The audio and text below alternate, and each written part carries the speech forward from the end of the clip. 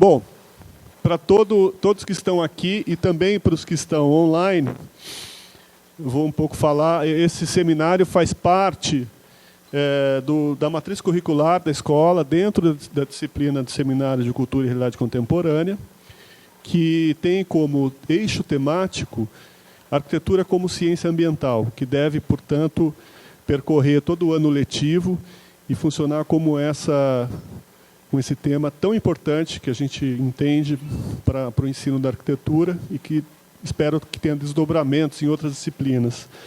Mas, excepcionalmente, nessa primeira semana, nós também estamos fazendo isso compartilhado com a pós da Escola da Cidade, que também faz, durante essa semana, a Semana da Pós, uma sequência de palestras muito, muito interessantes, também ligadas ao tema do meio ambiente, com o título de Amazônia. E a gente aproveitou, portanto, compartilhamos essa iniciativa com a graduação e a pós-graduação.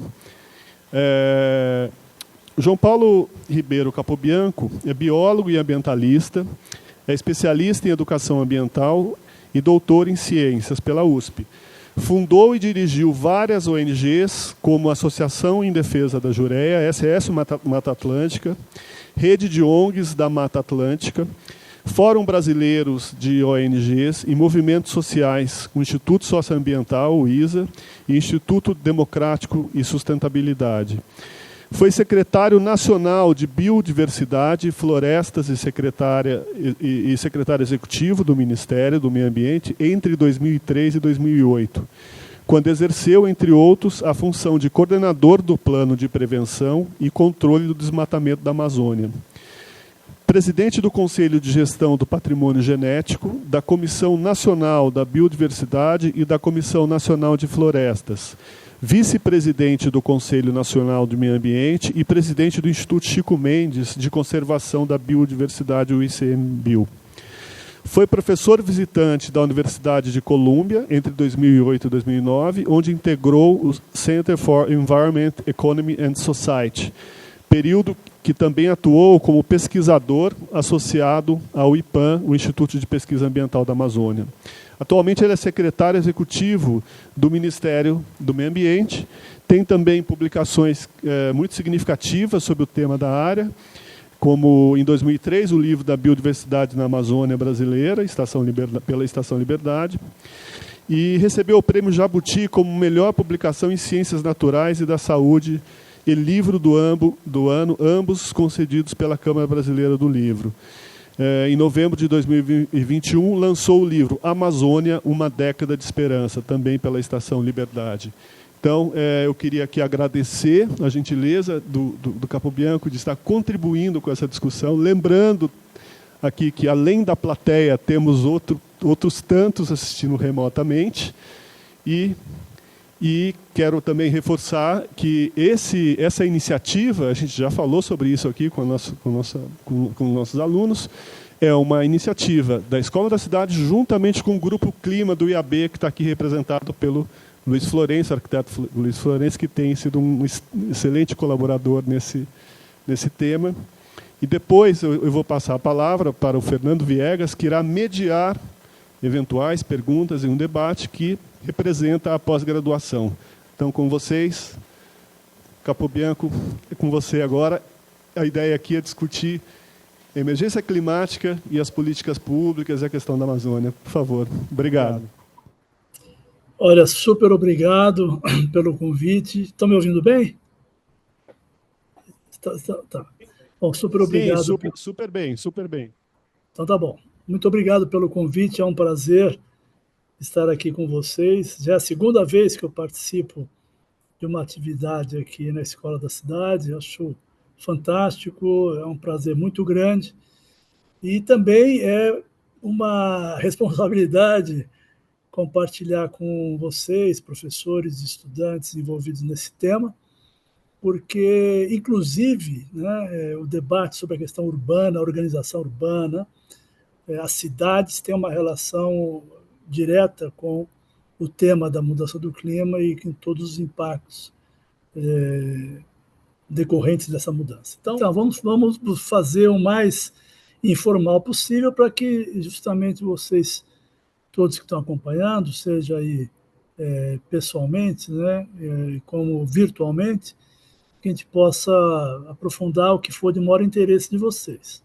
A minha ideia aqui, muito rapidamente, é explicar um pouco os números recentes que nós temos assistido do ponto de vista do agravamento do quadro climático, do ponto de vista internacional e no Brasil, apresentar alguns dados sobre como isso já tem impactado de forma dramática, digamos assim, os ecossistemas e a sociedade brasileira, e apresentar, em linhas gerais, mas que a gente pode aprofundar no debate, como o governo federal, em parceria com os demais governos de estado, municípios e com a sociedade civil e a academia, vem elaborando e atualizando, na realidade, o plano de enfrentamento à emergência climática, chamado Plano Clima, que é, inclusive, uma previsão legal do Brasil desde 2009, quando foi aprovada a Política Nacional de Mudança do Clima. Então, vou fazer uma apresentação nessa linha e, como eu disse, vou estar super à disposição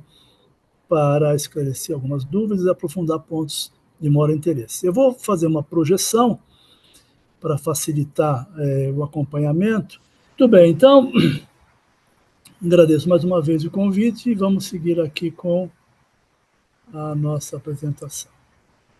Bom, essa aqui é um dado geral da evolução da temperatura média no planeta, desde os anos do século XIX ainda, até os tempos atuais, mostrando, né, com várias fontes, você vê que são várias linhas justapostas, que significam os diferentes sistemas existentes hoje no mundo, nos órgãos científicos, instituições de meteorologia e instituições que montam cenários climáticos, mostrando a coincidência entre todos esses, ou seja, na realidade, justamente esse conjunto diversificado de instituições acompanhando e mostrando essa evolução que trouxe para o âmbito da Convenção de Mudança do Clima o entendimento, finalmente, digamos assim,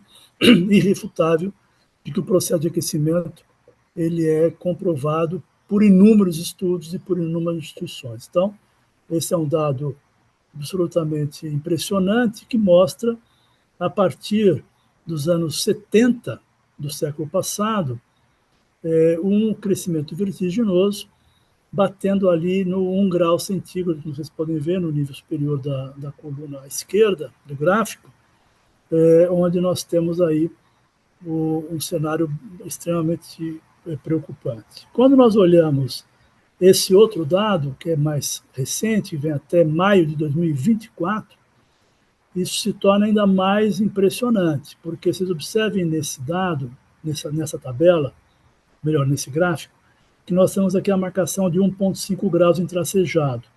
E acima, no limite superior, 2 graus centígrados também tracejado. Essa é a zona, é a faixa que o Acordo de Paris definiu como a faixa limite de emissões. Ou seja, o Acordo de Paris, inicialmente, quando foi discutido em 2015, estabeleceu o limite entre 2 até 2 graus centígrados como o limite do aquecimento médio global, como aquele considerado o de risco máximo suportável, digamos assim, acima do qual as mudanças climáticas promoveriam alterações absolutamente sinérgicas e cumulativas e que, aumentando em grau exponencial, onde haveria total perda de controle sobre o que poderia se prever a partir daí em termos de consequência de eventos climáticos extremos.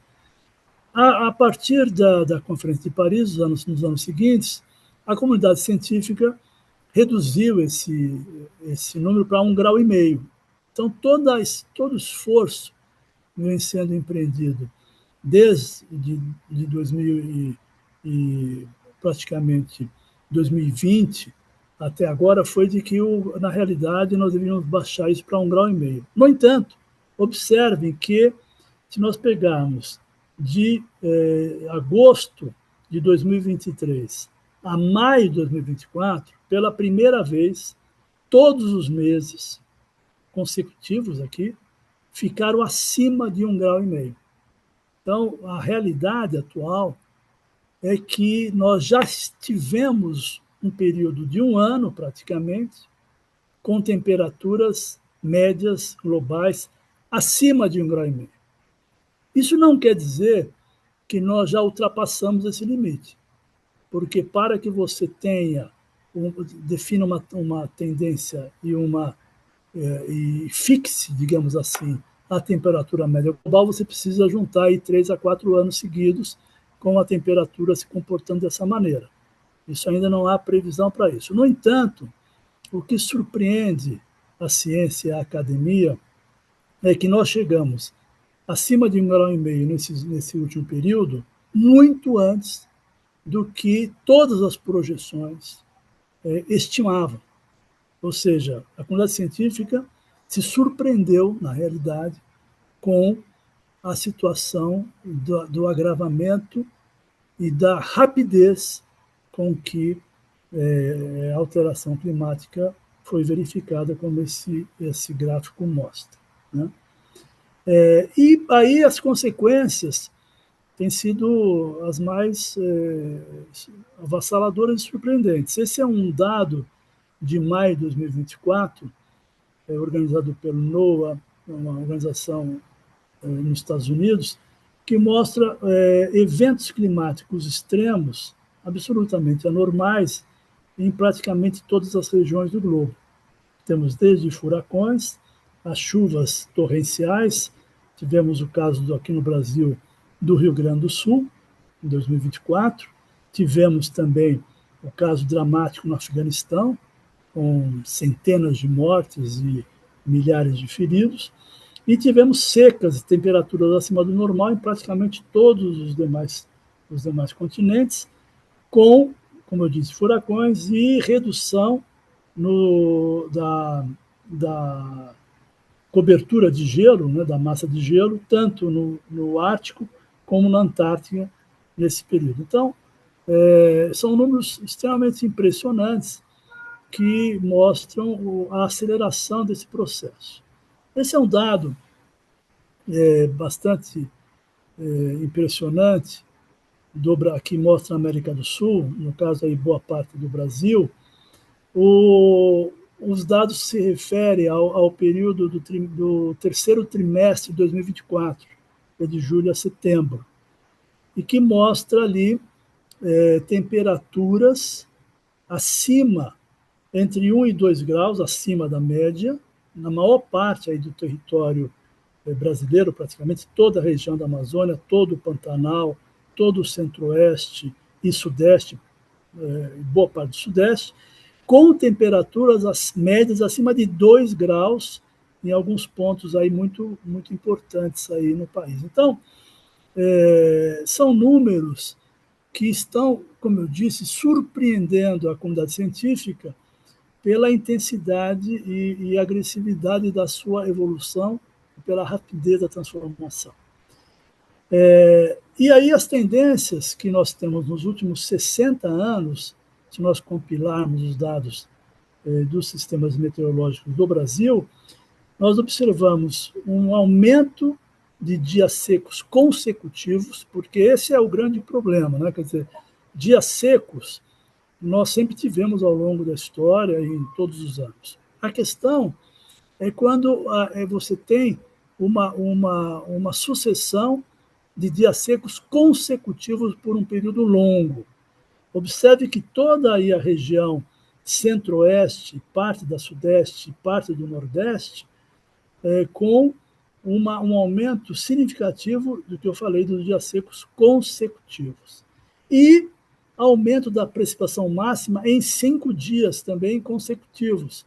Você tem aí a região sul, que foi onde o Rio Grande do Sul foi a maior vítima aí no ano passado, mas ela não é apenas no Rio Grande do Sul. Em várias outras regiões do Brasil, você tem chuvas intensas, precipitações muito altas e consecutivas em períodos muito curtos, mostrando, então, a intensificação desses eventos climáticos extremos. Bom, isso tem causado danos e impactos severos nos ecossistemas naturais e danos e impactos sobre a sociedade, sobre a população, a saúde pública, etc. Pegando aqui, de forma resumida, em função do tempo, depois nós podemos disponibilizar dados mais detalhados de vários biomas, mas pegando aqui 2 biomas mas onde houve um impacto brutal no ano passado, que foi o Pantanal e a Amazônia, queria compartilhar com vocês esses dados aqui. Esse gráfico mostra a evolução da que a gente chama de seca persistente desde o ano 2000. Né? Observem que o que nós temos nesse gráfico? Em azul é precipitação, e em vermelho, déficit de precipitação, sendo que o problema é quando ele está abaixo de -1. Entre -1 e 1 é o que, digamos, seria o normal. Né? O problema é que nós estamos assistindo, isso é nacional, isso é Brasil, uma redução, né, da precipitação, né, em níveis cada vez mais intensos, superando em muito esse índice de -1 nesse gráfico, e com concomitante diminuição brutal dos períodos de maior precipitação.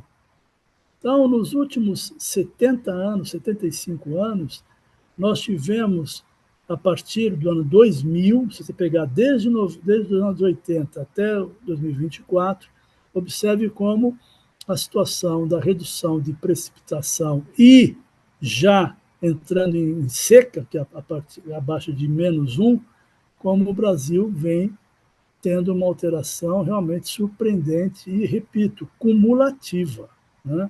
Observe que isso vai se agravando ao longo do tempo. E aqui um dado extremamente interessante, é um trabalho produzido pela Universidade Federal do Rio de Janeiro, que junta vários indicadores climáticos, déficit hídrico, ondas de calor, aumento de temperatura, são vários indicadores que mostram o que eles chamam de perigo de incêndio. Ou seja, cada linha desta aqui, você tem o ano 2024, que foi o pior, 2023, aí você tem alguns anos aqui que a Universidade do Rio de Janeiro selecionou. Observe que, por exemplo, do ano 2000, essa linha em azul era o que chamava de linha de risco de incêndio acumulado, ou seja, eles tinham ali um risco muito abaixo do que nós verificamos nos anos seguintes, principalmente no ano de 2020, 2023 e 2024. Nós tivemos aqui um ano atípico em 2015, que foi um ano de seca extrema na Amazônia, mas observem que vem aumentando, vem crescendo ano a ano essa linha do risco de incêndio. Por que esse risco de incêndio? São fatores climáticos que tornam os nossos biomas mais propícios a queimadas e incêndios. E o que aconteceu a partir desse risco na Amazônia? Né? Exatamente aquilo que se previa. Este ano de 2024, nós tivemos a maior área queimada acumulada no bioma Amazônia, justamente decorrência de um agravamento dos indicadores climáticos que tornaram a Amazônia mais propensa a incêndios. Isso é muito surpreendente, eu queria aqui fazer um destaque importante, já que vocês estão discutindo a Amazônia. A floresta tropical, tanto a Mata Atlântica como a Amazônia, eram, até algumas décadas atrás, consideradas biomas ou ecossistemas imunes a grandes incêndios. Porque uma característica da floresta tropical é a sua umidade, sua alta umidade. Então, normalmente, você não tinha uma propagação intensa de incêndios em floresta primária, ou seja, aquela floresta preservada. É claro que florestas muito alteradas, muito impactadas por ação predatória, de retirada de árvores, às vezes coloca-se gado para andar no meio da floresta, vai abrindo, vai reduzindo a massa vegetal, né, a biomassa da floresta, essas florestas são mais propensas a incêndios, você tem mais entrada de ar, de calor, etc. Mas na floresta primária, você praticamente não conseguia pôr fogo nela, digamos assim. Né? Tanto que, ao longo do tempo, para você desmatar na Amazônia, você tinha que cortar a floresta primeiro, aguardar vários meses para a massa verde, né, a biomassa secar, para depois pôr fogo para consolidar o desmatamento. Com a mudança climática tão grave, nós estamos assistindo a uma mudança nisso. Ao longo das últimas décadas, o índice de queima na Amazônia era o seguinte: 90% em áreas já abertas no passado, em áreas desmatadas e em pastagens. Entre 9% e 10% havia, de fato, queima de floresta primária, que estavam muito próximas dessas áreas abertas. No ano 2024, 33% dos incêndios foram em floresta amazônica primária, que nunca havia sido impactada e degradada. Portanto, nós estamos, de fato, assistindo o pior dos mundos, onde o próprio ecossistema natural perdeu a sua capacidade de resistência ao fogo, se tornando mais propenso, e por isso explica esse enorme crescimento. Nós estamos falando aqui de mais de 15 milhões de hectares que foram incendiados na Amazônia em 2024, muito superior aos anos anteriores, inclusive ao pior ano, que foi o ano 2020, quando nós tínhamos tido, então, um recorde na faixa de 9 milhões de hectares. Praticamente dobramos em 2024. Esse gráfico eu considero um dado muito relevante para mostrar a agressividade do problema.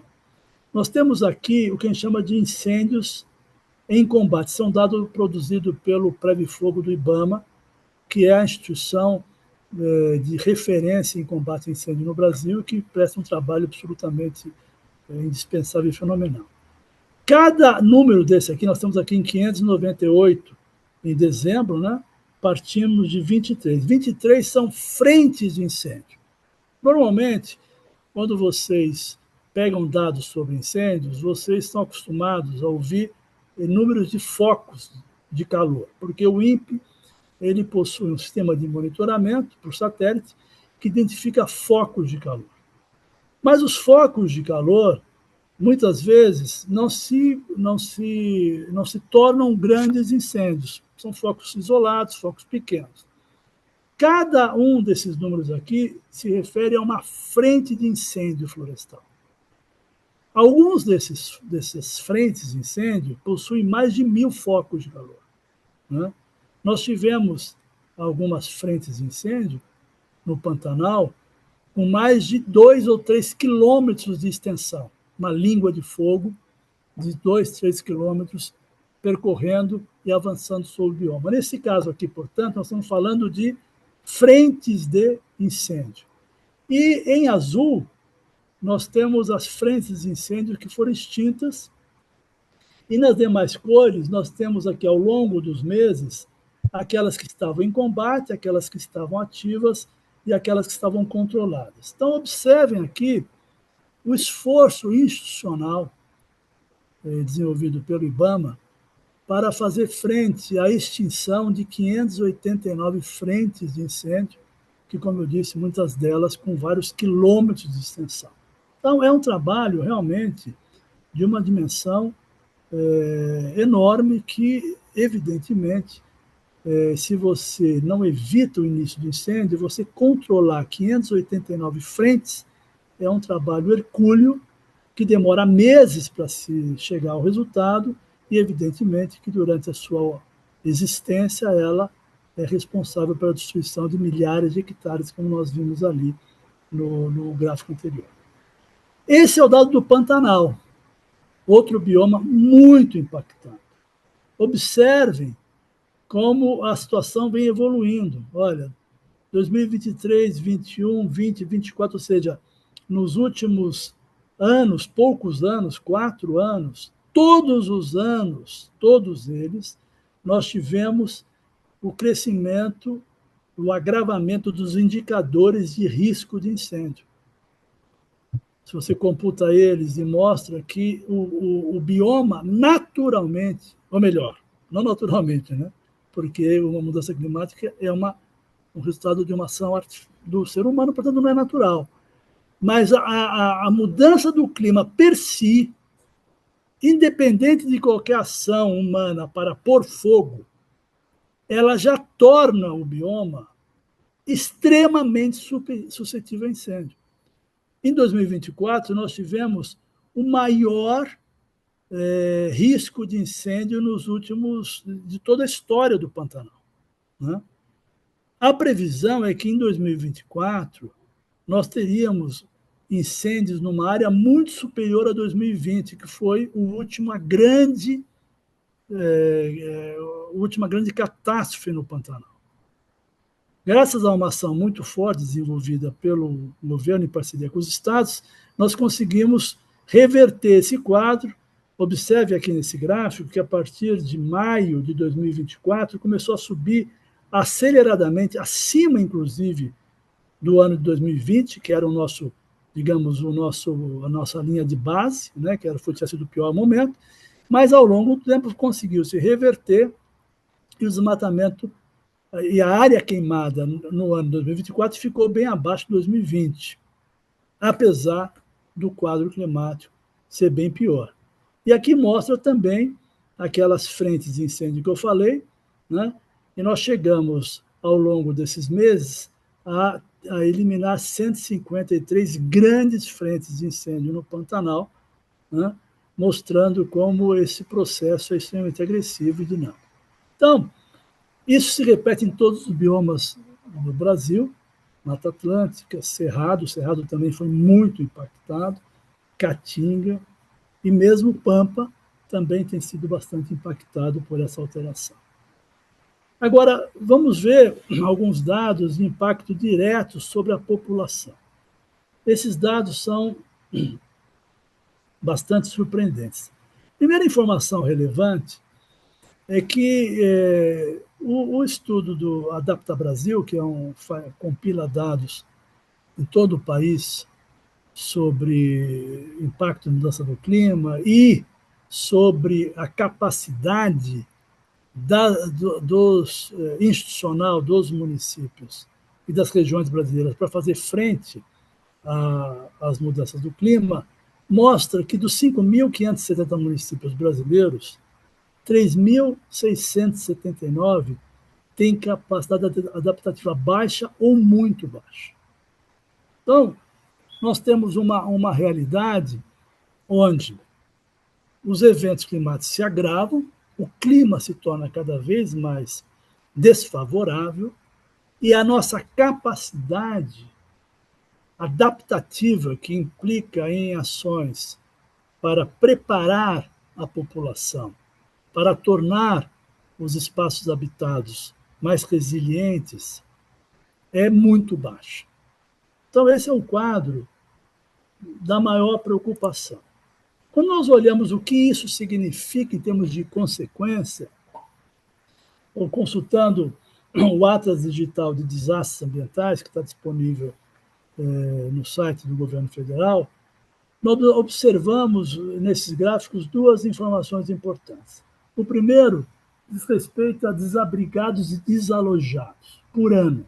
Então, observe que antes de 2002, 2001, olha o nível de população desalojada ou desabrigada por eventos, por desastres ambientais. E olha a partir de então como isso vem crescendo, se avolumando. Tem alguns anos que tiveram uma situação atípica, o ano de 2009 foi um ano atípico, mas na média nós estamos assistindo um crescimento, chegando aí em 2023 com 600 280 mil pessoas aí em situação de desabrigados desalojados. No caso, no gráfico de baixo, você tem o dado para população total afetada. Porque você tem as pessoas que são muito afetadas, tem casos de óbitos, tem casos de ferimentos graves e tem casos de pessoas que são desalojadas e desabrigadas. Mas você tem aqueles casos de pessoas que são afetadas diretamente pela alteração, por eventos climáticos extremos, por desastres ambientais. Observe a evolução disso comparada com o período pré-2005, 2006, até 2007. Observe a evolução impressionante, exponencial da população afetada por desastres ambientais. E os números estão aí bastante claros, ou seja, nós tivemos no período de 33 anos que nós temos a medição, de 1991 a 2023, 232 milhões de brasileiros foram afetados por desastres naturais. 9 milhões e 640 mil foram desalojados e desabrigados por esses eventos.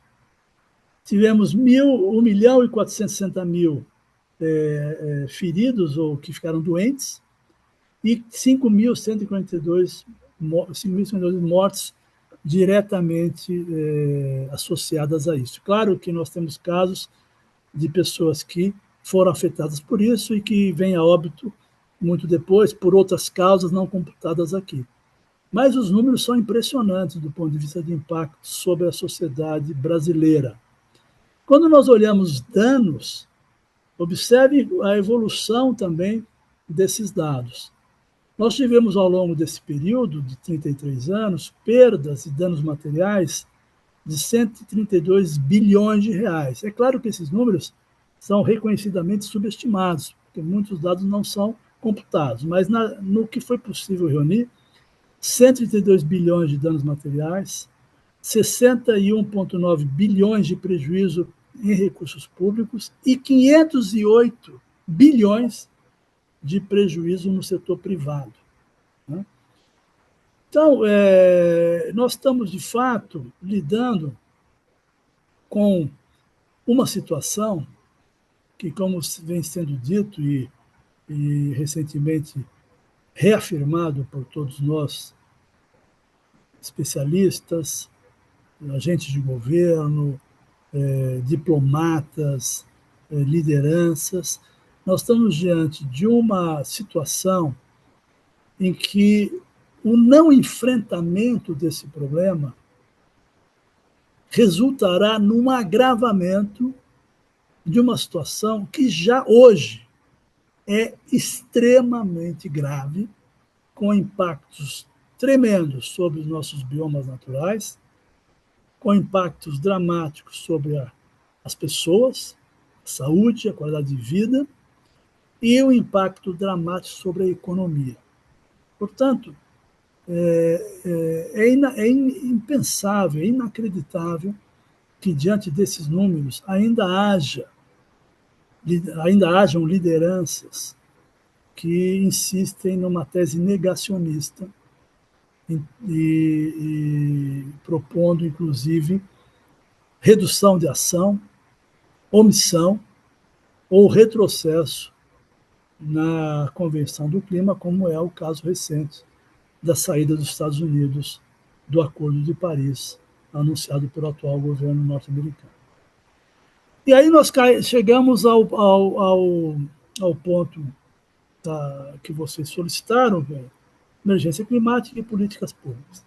Aqui eu vou trazer, diante desse quadro, o que tem sido feito, pensado e implementado pelo governo federal, que é onde eu atuo hoje, que está sob nossa responsabilidade, e apresentar para vocês alguns dados que eu considero muito relevantes. O primeiro dado, a primeira questão, não é bem um dado, é um pouco conceitual, diz respeito a uma necessidade de mudança de perspectiva. O que eu quero dizer com isso? Até recentemente, a sociedade brasileira e os governos municipais, estaduais, federal, o poder público, estava voltado e atuando fortemente no enfrentamento do desastre. Ou seja, o Brasil possui, a partir dessas ações, uma defesa civil relativamente bem organizada, com uma capacidade de resposta bastante intensa, uma defesa civil capilarizada em todo o território e que consegue responder de forma, às vezes, muito positiva. É o caso que aconteceu no Rio Grande do Sul, por exemplo, onde o número de afetados e de mortes não foi muito maior, porque a Defesa Civil foi capaz de atuar rapidamente, tanto na retirada antecipada de pessoas e populações em zona de risco, como para abrigar, recepcionar e dar atendimento aos milhares de desabrigados e afetados pelos aqueles acidentes, assim como em outras regiões do Brasil, secas na Amazônia, simultaneamente, e assim vai. Mas a Defesa Civil, como eu disse, ela é bastante atuante, ela atua na recuperação, na resposta, no socorro, assistência humanitária, ou seja, isso aqui, digamos, que é uma área que o Brasil tem uma competência instalada. O nosso grande desafio é a área de cima, o gerenciamento do risco. Aqui nós temos uma necessidade de não uma mudança de foco, porque nós vamos ter que continuar atuando no desastre. Nós vamos ter que continuar tendo uma defesa civil fortemente preparada para enfrentar o desastre. Mas nós temos que também nos capacitar e atuar muito rapidamente e com muita competência na gestão do risco, que envolve as ações de adaptação e envolve as ações de preparação da população e de preparação antecipada para que, quando o evento climático de fato ocorra, o dano ambiental e social seja minimizado. Foi exatamente nesse contexto que o Ministério do Meio Ambiente, por meio da ministra Marina Silva, desenvolveu e ela apresentou ao presidente Lula a proposta da criação da Autoridade Climática, a Autoridade Nacional de Segurança Climática, ou Autoridade Nacional de Emergência Climática. Qual é o objetivo desta autoridade nacional? Que se constitui numa nova instituição que vai justamente operar de forma a recolher o conjunto de informações altamente qualificadas disponíveis nas instituições de pesquisa do Brasil. O Brasil possui capacidade muito grande de previsões, de montagem de cenários, capacidade essa que está nas instituições públicas, como, por exemplo, o INPE, o CEMADEM, o Ministério de Integração e Desenvolvimento Regional. Há vários centros públicos que operam com dados meteorológicos e previsões e projeções e montagem de cenários, assim como há também nas universidades. Eu citei agora há pouco a Universidade Federal do Rio de Janeiro, mas nós temos a Universidade Federal de Minas Gerais, com enorme capacidade, a Universidade de São Paulo, e entre várias universidades e centros de pesquisa, alguns inclusive privados, que desenvolveram grande capacidade de análise de dados em grande escala e elaboração de cenários. Então, com base nessas informações científicas, o Brasil precisa instituir uma agenda que promova a preparação antecipada, a organização da ação do governo prévia e com o objetivo de minimizar o desastre provocado pelo evento climático extremo e, ao mesmo tempo, monitorar as ações do poder público e do setor privado para garantir a redução de emissões, conforme previsto nos nossos compromissos apresentados junto à Convenção do Clima, e também para garantir as ações de adaptação que estão sendo elaboradas e definidas por meio do plano de adaptação que eu vou mostrar na sequência. Então, hoje nós estamos nessa discussão, a criação dessa autoridade para completar esse círculo aí, onde nós temos as ações necessárias a ter uma boa ação de preparação, monitoramento, análise de risco, prevenção e mitigação, associado àquelas que são necessárias quando o desastre ocorre. Nesse sentido, eu queria apresentar aqui em linhas gerais, né? Eu não vou poder aprofundar muito, porque em função do tempo, mas nós vamos ter disponibilidade para responder perguntas, e eu vou estar à disposição também em outras ocasiões, pelo e-mail, para tratar de algumas questões específicas. Mas aqui o Plano Clima, de forma geral. O Plano Clima ele tem 2 eixos aí no centro. Nós temos um eixo, que é o Plano Clima Mitigação, e o outro eixo, que é o Plano Clima Adaptação. Mitigação e adaptação constituem 2 dos 3 pilares da Convenção de Mudança do Clima. A Convenção ela está sob um tripé. Mitigação, que é redução de emissão.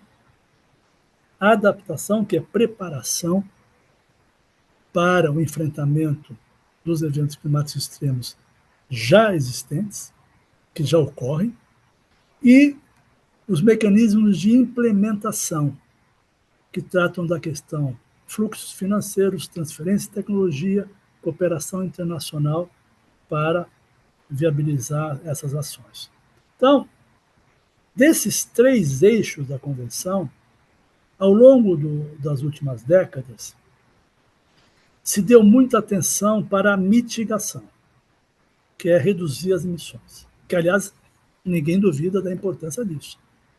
Reduzir as emissões é fundamental para garantir que nós fiquemos no aquecimento médio em 1,5, abaixo de 2 graus centígrados, que os cientistas dizem ser o nosso limite de segurança, né? Mas só mitigação já não responde o problema, porque a situação já está colocada, a mudança do clima já chegou, ela já é uma realidade. Portanto, o eixo da adaptação passa a ganhar agora na Convenção do Clima maior importância, o que ela não tinha no passado. É uma ação, inclusive, que o Brasil vem desenvolvendo, do ponto de vista diplomático, com muita intensidade junto às Nações Unidas, junto às conferências das partes, para aprofundar o esforço internacional de cooperação para a adaptação. Mas, no caso do Brasil, o Plano Clima que está sendo atualizado neste momento, ele tem, na área de mitigação, 7 planos setoriais que estão sendo desenvolvidos, detalhados, com a participação do governo, setor privado, academia e sociedade civil. Nós temos um plano setorial que vai tratar de agricultura e pecuária, definindo as ações, as metas que esse setor deve implementar para a redução das emissões de gases de efeito estufa, um para uso da terra e florestas, que é fundamentalmente desmatamento, controle de desmatamento e restauro florestal, um outro para cidades, incluindo mobilidade urbana, como é que a gente reduz emissões na construção, ampliação, implantação das cidades, e como nós podemos reduzir emissões na questão da mobilidade urbana, que é um grande fator de emissão hoje. O setor de energia e mineração, o setor da indústria, resíduos e transportes. Então, esses são os 7 planos setoriais que vão trazer as metas de redução de cada setor, as estratégias para a redução que esses setores terão que implementar. Do outro lado, nós temos a Estratégia Nacional de Adaptação. E aqui nós temos 16 planos setoriais. Para cada um deles, nós temos diagnóstico do problema, prognóstico, soluções a serem adotadas, mecanismos de financiamento para viabilizar, arranjos institucionais, para organizar a ação e um conjunto de outras medidas. Então, nós temos um plano de adaptação para a agricultura e pecuária, porque a agricultura e pecuária já sofre um impacto brutal da mudança do clima, com perdas bilionárias na produção de alimentos, na redução de área agrícola adequada, mudança no ritmo de chuvas, atrasos de início de chuva em mais de 15 dias em algumas regiões do Brasil, encurtamento do período de chuvas, secas extremas, então é necessário um plano de adaptação para a agricultura e pecuária, para que a gente consiga seguir o nosso desafio de produzir alimentos. Um plano para a biodiversidade. Nós temos que garantir algo que era impensável no passado.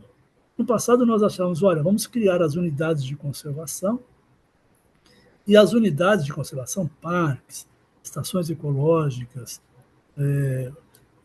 áreas de proteção ambiental, etc., serão capazes de, uma vez protegidas, preservar a nossa biodiversidade nos diferentes biomas. No entanto, a mudança do clima está provocando impacto sobre a biodiversidade, mesmo nas áreas protegidas.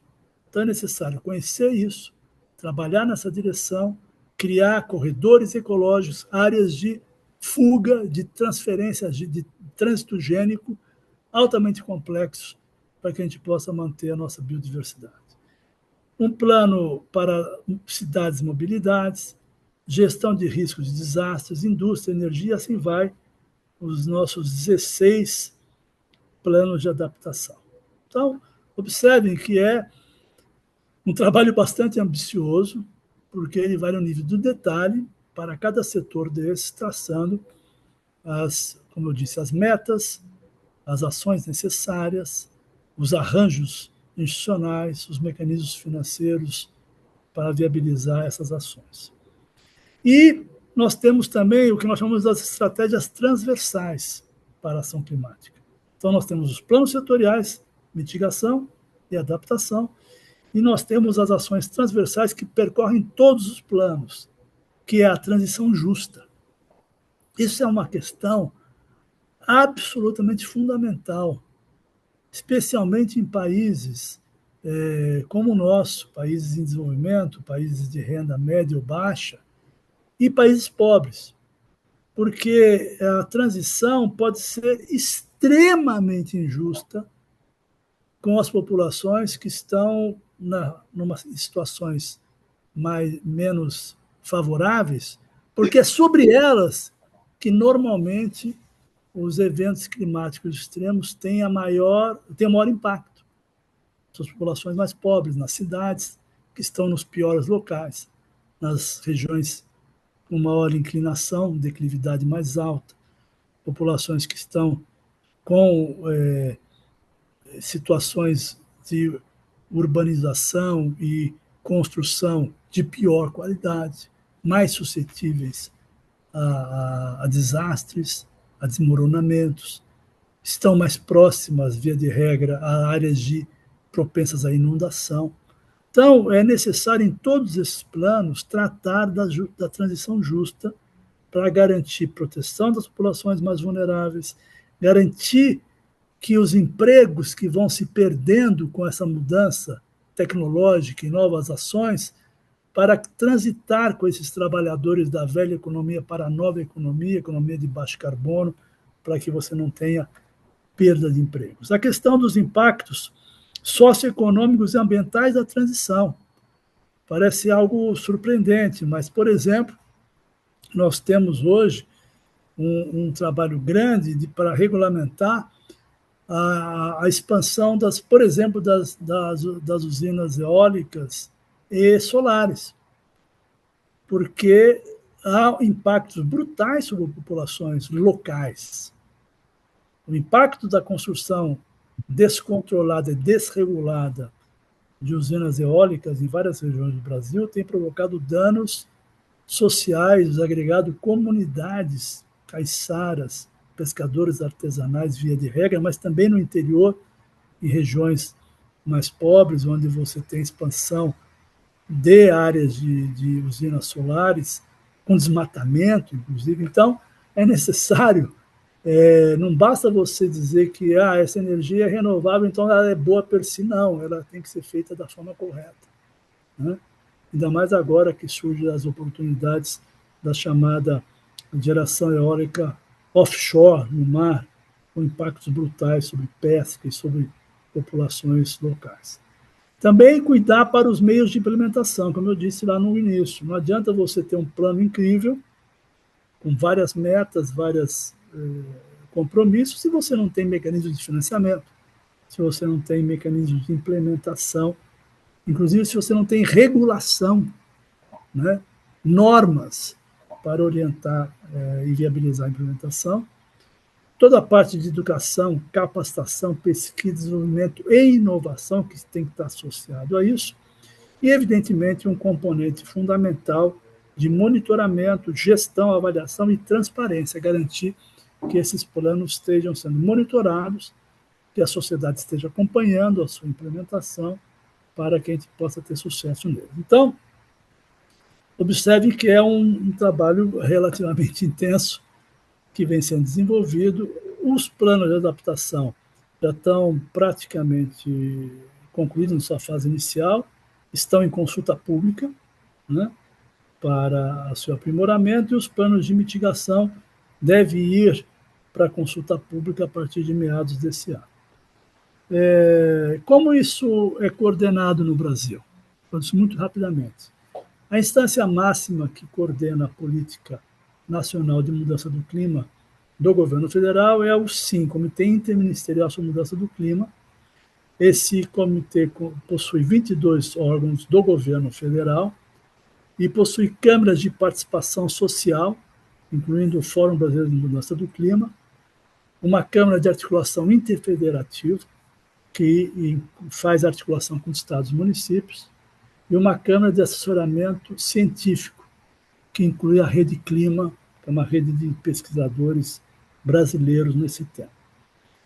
Além disso, inclui vários grupos técnicos, que eu não vou me deter aqui agora, mas o SIM é que faz a coordenação geral disso. A Secretaria Executiva do SIM, que opera o SIM, é o Ministério do Ambiente, por meio da Secretaria Nacional de Mudança do Clima.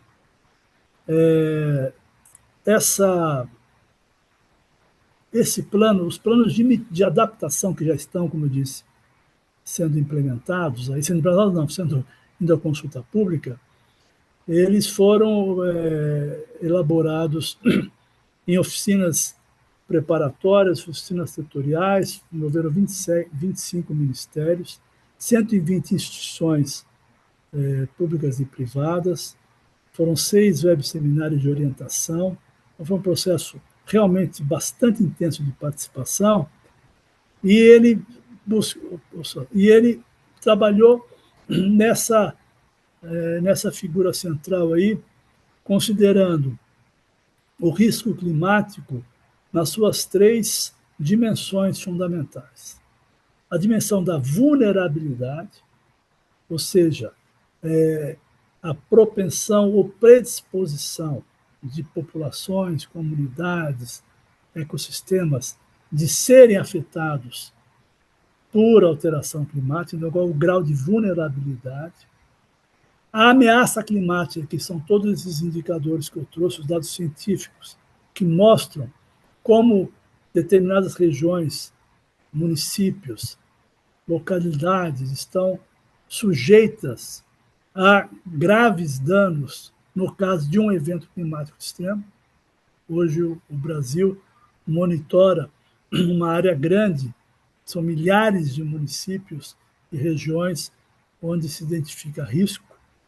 E a questão da exposição, ou seja, a presença de pessoas, modos de vida, espécies, ecossistemas, que estão expostos a essa vulnerabilidade, a essa ameaça climática. Então, esse arranjo é que permite selecionar as prioridades e as áreas onde a adaptação tem que ser priorizada. Então, em linhas gerais,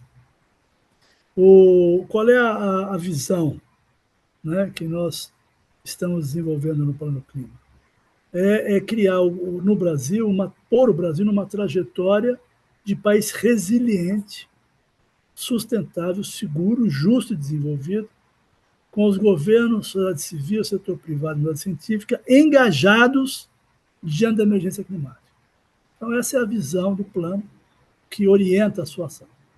E seu objetivo geral é orientar, promover e catalisar ações coordenadas que visem a transição para uma economia com emissão líquida zero de gases de efeito estufa até 2050 e a adaptação de sistemas humanos e naturais por meio de estratégias de curto, médio e longo prazo à luz do desenvolvimento sustentável e da justiça climática. Então, essa é o esforço e a orientação que nós temos implementado. Todo o Plano Clima está sustentado por 3 eixos fundamentais. Primeiro, a própria Constituição Federal, que garante e obriga, condiciona o Estado e a sociedade, e a Constituição é clara, é dever do Estado e da sociedade atuar na área ambiental de forma preventiva, garantindo equilíbrio para as presentes e futuras gerações. Nós temos a Política Nacional de Mudança do Clima, que foi instituída em 2009, e nós temos compromissos internacionais, fundamentalmente aqueles assentados sobre o nosso compromisso na Convenção de Mudança do Clima, que, aliás, teremos aí o privilégio e a oportunidade de sediar a COP30 ainda este ano, né, que é a 30ª Conferência das Partes da Convenção de Mudança do Clima, que justamente é o nosso marco internacional fundamental nesse campo. Esse aqui são os nossos compromissos internacionais, nossas metas nacionais, melhor dizendo, em relação às emissões. Observe o seguinte, nós estamos tratando aqui, em 2005, é o nosso ano base. Todos os países seguem os seus compromissos, tendo como referência o ano 2005. Então, em 2005, nós tínhamos uma emissão de 2,5 bilhões de toneladas de gases de efeito estufa. Né? Essas emissões caíram de forma extremamente importante. Aliás, o Brasil foi um dos países que deu a maior contribuição, foi o país que deu a maior contribuição em termos de redução de emissão num período muito curto, num período de 5 anos, praticamente, que foi justamente o período em que o Brasil implementou o Plano de Prevenção e Controle do Desmatamento da Amazônia, que reduziu o desmatamento da Amazônia de 27 mil quilômetros quadrados para 4.500 quilômetros quadrados. Foi um feito histórico, considerado, repito, no plano internacional, a maior contribuição de um único país para a redução de emissões. Isso se deu porque 50% ou mais das nossas emissões, naquela época, eram decorrência do desmatamento. Emissões provocadas pela remoção e destruição da cobertura vegetal, principalmente na Amazônia. De lá para cá, nós tivemos algum retrocesso, principalmente em decorrência do aumento do desmatamento, mas não só. Tivemos também aumento de térmicas, alguns problemas, mas o fato é que esses números que estão aqui são compromissos assumidos pelo Brasil junto à Convenção do Clima, nas chamadas NDCs, que são as nossas contribuições para a redução de emissão de gases de efeito estufa, que são registradas nas Nações Unidas. A nossa meta para 2005, que já estava estabelecida, é que nós vamos chegar em 2025 agora, este ano, em 1 bilhão 320 milhões de toneladas. Então, nós uma redução em relação a 2005 de 48,4% de emissões. O nosso compromisso já estabelecido para 2030 é de baixar para 1 bilhão e 200 milhões de toneladas. uma redução de 53,1% em relação a 2005. E a redução entre 850 milhões e 1 bilhão e 50 milhões de toneladas em 2035. Se nós formos capazes de chegar ao objetivo de 850 milhões de toneladas, representará uma redução de 67% em relação ao ano 2005. Esses são compromissos já assumidos, inclusive este aqui, que é, vocês não estão vendo minha seta, estou falando assim, mas que é o desmatamento líquido zero em 2050. Quer dizer, o Brasil já assumiu o compromisso junto à Convenção do Clima e está na nossa legislação, o compromisso de ser carbono neutro em 2050. E essa é a trajetória traçada na nossa política nacional de mudança do clima, que se reflete nas nossas NDCs protocoladas nas Nações Unidas, das etapas, os estágios, né, dos degraus dessa escada rumo ao desmatamento zero em 2000, sobre as emissões neutras, líquido zero em 2050. Então, esse é o plano de mitigação. Para isto, né, nós estamos estabelecendo todos os regramentos nos planos setoriais de mitigação, para que os planos setoriais possam, nos diferentes setores da economia, garantir o atingimento dessas metas, que são compromissos nacionais e internacionais assumidos pelo governo brasileiro. Eu diria que, comparado com muitos outros países, o Brasil tem aqui metas extremamente ambiciosas e muito relevantes na sua trajetória. A situação recente, só para você ter uma ideia de como nós estamos hoje, desde 2005, lembra que nós estávamos lá com quase 2,5 bilhões, um pouquinho acima de 2,5 bilhões, e chegamos à menor emissão aqui, mas agora nós estamos numa situação em que a variação das emissões brasileiras em resíduos, nós aumentamos em 38% desde 2005, na agropecuária aumentamos em 20%, nas emissões da indústria aumentamos em 23%, na emissão da energia aumentamos em 31%. Mas reduzimos, em relação às alterações do uso da terra, do solo, principalmente desmatamento, reduzimos 49%. Então, apesar do aumento de emissões de todos os demais setores, o nosso resultado é que nós chegamos em 2022 com uma redução de 20% em relação a 2005, graças ao esforço empreendido pelo Brasil de controlar o desmatamento e que inclusive, continua, né? O dado aqui termina em 2022, mas em 2023 e 2024, as reduções seguiram extremamente importantes. 23 e 24 foram reduções muito significativas em todos os biomas, particularmente na Amazônia, e nós chegamos, em 2024, a evitar a emissão de gases de efeito estufa da ordem de 400 milhões de toneladas só com a redução do desmatamento.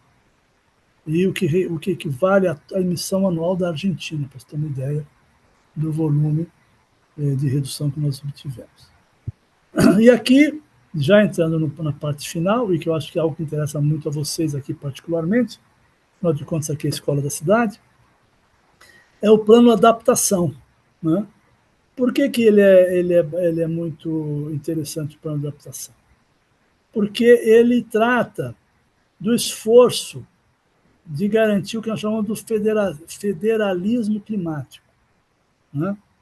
Ele visa definir aquela estratégia nacional de adaptação que eu citei, os 16 planos setoriais, mas também estimular os desenvolvimentos de estratégias estaduais e estratégias municipais. Isso é muito relevante. Eu considero isso uma grande contribuição que o Plano Clima do governo federal poderá dar nesses próximos anos. Para isso, foram criados 2 programas no governo federal, o chamado Adapta Cidades e o programa Cidades Verdes e Resilientes. Esses programas, eles têm um esforço concentrado em promover iniciativas de apoio direto aos municípios. Vai desde cursos à distância e preparação, e plataformas de ensino, de capacitação de profissionais e servidores municipais para desenvolver planos de adaptação à mudança do clima. Isso já está disponível, inclusive, na Escola Nacional de Administração Pública, a ENAP, que é um grande centro de formação do governo federal. Esse plano Adapta Cidades, ele promove orientações metodológicas para planejamento em adaptação climática, disponibiliza informações municipais estratégicas sobre riscos e vulnerabilidades, dados produzidos pelo INPE e pelo CEMADEM, do Ministério de Ciência e Tecnologia. Nós já possuímos dados detalhados de municípios e de áreas críticas, então isso é disponibilizado aos municípios, e também orienta acesso a investimentos e financiamentos para ações locais de adaptação, ou seja, dentro de todos os recursos nacionais e internacionais, como o município que prepare o seu plano de adaptação pode buscar recursos para implementá-los. Então, é um trabalho que eu considero extremamente importante, né? Que é uma oportunidade real para que os municípios avancem na agenda climática, recebendo suporte técnico para reduzir riscos e vulnerabilidades. Esse apoio à elaboração dos planos de adaptação à mudança do clima, eles têm vários caminhos sendo implementados. Nós já temos, no momento, 260 planos municipais em 260 municípios, né? Já desenvolvendo planos, selecionamos os municípios mais críticos, claro que é necessário muito mais do que isso, mas o Adapta Cidades se iniciou com 260 municípios, sendo que nós já temos 576, na verdade, atendidos com metodologias e esforços de orientação. Já orientamos e capacitamos mais de 1.175 agentes públicos, e estamos nesse processo agora de estruturar, apoiar 260 municípios a terem planos municipais de adaptação concluídos e aptos a receberem investimentos e serem implementados. Isso é o começo de um esforço, evidentemente vai ter que avançar muito nos próximos anos, mas esses 260 planos serão um piloto fundamental nesse processo. Então, o que a gente espera com esse Adapta Cidades? O fortalecimento da governança multinível nas políticas relacionadas à mudança do clima, ou seja, governo federal, governo estadual, governo municipal, articulados com o setor privado, com a sociedade, com a academia. Aumento das capacidades estaduais no fomento à elaboração de planos municipais de adaptação, ou seja, nós estamos trabalhando para que os estados também assumam esse protagonismo junto aos municípios na sua área de abrangência. E, óbvio, com isso, obter maior capacidade adaptativa dos municípios, né?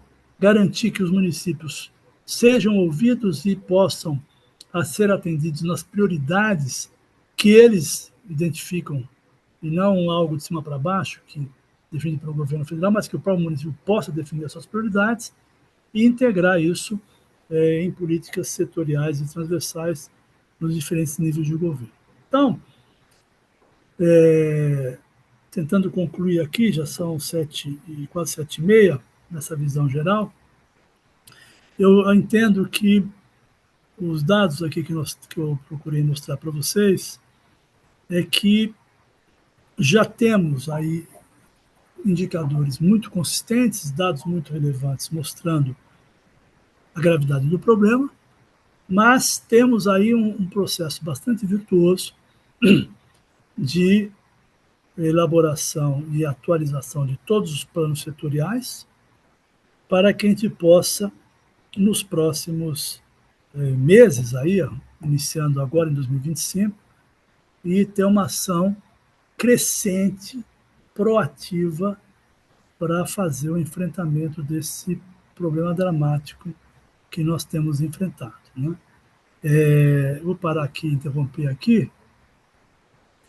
Então, nesse sentido, vários outros mecanismos, para concluir, estão sendo também engendrados aí. Por exemplo, o esforço feito pelo governo, nós atuamos muito intensamente junto ao Congresso Nacional, para aprovar o mercado regulado de carbono, uma conquista importantíssima que nós obtivemos no final do ano passado. E agora o Ministério da Fazenda, juntamente com o Ministério do Meio Ambiente e Mudança do Clima, está estruturando a instituição que será responsável pela implementação do mercado de carbono. O mercado de carbono será uma ferramenta fundamental para o financiamento das ações de mitigação e adaptação. Então, nós temos aí um arranjo, um mecanismo financeiro bastante significativo. Além disso, fizemos um esforço muito grande para dinamizar o Fundo Clima. O Fundo Clima foi criado em 2009 para financiar as ações de mitigação, adaptação, desenvolvimento tecnológico, mudança de transição energética, transição ecológica, mas sempre foi um fundo com muito poucos recursos, com algumas centenas de milhões de recursos. Nós, a partir de uma articulação com o Ministério da Fazenda e com o Tesouro Nacional, conseguimos trazer para o Fundo Clima volumes de recursos muito expressivos. O ano passado nós tivemos 2 emissões de títulos verdes, que é uma novidade no Brasil, que foram responsáveis por captar 4 bilhões de dólares em recursos para o Fundo Clima, e com isso nós iniciamos um processo muito intenso de financiamento das iniciativas para, como eu disse, adaptação, mitigação e transição. Temos aí um plano operativo do Fundo Clima muito, muito dinâmico, que está financiando processos disruptivos da maior relevância, e um conjunto de outras iniciativas na área da tributária. Agora, com a reforma tributária, incluímos ali questões diferenciadas para ações que vão em linha com a transição energética, a transição ecológica, e, finalmente, construímos um pacto, que eu considero algo absolutamente fenomenal, que foi o Pacto dos Três Poderes, assinado pelo presidente do Senado, presidente da Câmara, presidente Supremo, o presidente Lula, presidente da República, que assumiu compromissos em 23 ações de implementação da agenda socioambiental e de mudança e de combate às mudanças do clima, de enfrentamento às mudanças do clima. Esse pacto envolve, inclusive, o compromisso de todos os setores em avançar com essa agenda.